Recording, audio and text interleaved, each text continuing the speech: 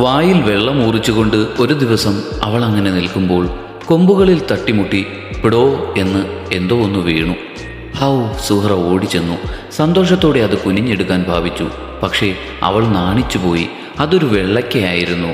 അവൾക്ക് പിണഞ്ഞ അമളി വല്ലവരും കണ്ടു കാണുമോ? ഇല്ല. എന്നാലും മാവിൽ നിന്നും വെള്ളയ്ക്ക് വീഴുന്നത് എങ്ങനെ? അവൾ തിക്കും പൊക്കും നോക്കി. കണ്ടു. അവൾക്ക് വിറഞ്ഞു. അവൻ. മജീദ് വിജയഭാവത്തിൽ നിരർത്ഥകമായ ഒരു ശബ്ദം പുറപ്പെടുവിച്ചു. ചുകു ചുകു ചുകു ചുകു. എന്നിട്ട് മാഞ്ചുവട്ടിലേക്ക് ചെന്നു. തന്നെയുമല്ല, കണ്ണുകൾ ഭയങ്കരമായി ഉരുട്ടി, നാവ് നീളുന്നത് വരെ നീട്ടി. ഉഗ്രരൂപം. അത് കണ്ടാൽ ആ ഗ്രാമത്തിലുള്ള പെൺപിള്ളേരെല്ലാം പേടിച്ചു വിറച്ച് എന്ന് നിലവിളിച്ചുകൊണ്ട് ഓടും. വളരെ ഓടിയിട്ടുമുണ്ട്. പക്ഷേ സുഹറ ഓടുന്നില്ല. തന്നെയുമോ തല ചരിച്ച് നാവ് നീട്ടി കണ്ണുകൾ തുറിച്ച് അവളും അങ്ങനെ നിൽക്കുകയാണ്. മജീദിന് ദേഷ്യം വന്നു. വലിയൊരു ആൺകുട്ടിയെ ഒരു കൊച്ചു പീക്കിരിപ്പെണ്ണ് ഭയപ്പെടുത്താൻ ശ്രമിക്കുകയോ? അവൻ ഒന്നുകൂടി അടുത്തു. അവൻ്റെ കണ്ണുകൾ തുറിഞ്ഞു. പുരികങ്ങൾ വലിഞ്ഞുയർന്നു.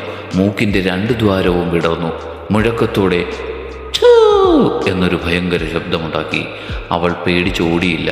പുരികക്കുടികൾ ഉയർത്തി, കണ്ണുകൾ തുറിച്ച്, മൂക്ക് വിടർത്തി അവളും പറഞ്ഞു. മജീദ് സ്തംഭിച്ച് നിന്നുപോയി. ഒരു നുറുങ്ങു പെണ്ണ് വീട് തോറും നടന്ന് അടയ്ക്ക വാങ്ങി ചാക്കിൽ ചുമന്നുകൊണ്ട് വിൽക്കുന്ന വെറും ഒരു അടയ്ക്ക കച്ചവടക്കാരൻ്റെ മകൾ. അവൾ എന്തുകൊണ്ട് പണക്കാരനായ തടിക്കച്ചവടക്കാരൻ്റെ മകനെ ഭയപ്പെടുന്നില്ല? പെണ്ണ് ഏത് നിലയിലും ഒരാണിനെ പേടിക്കേണ്ടതല്ലേ? ഓർമ്മകൾ മെല്ലെ മായുന്നു, നീലരാവിൽ അലിയുന്നു.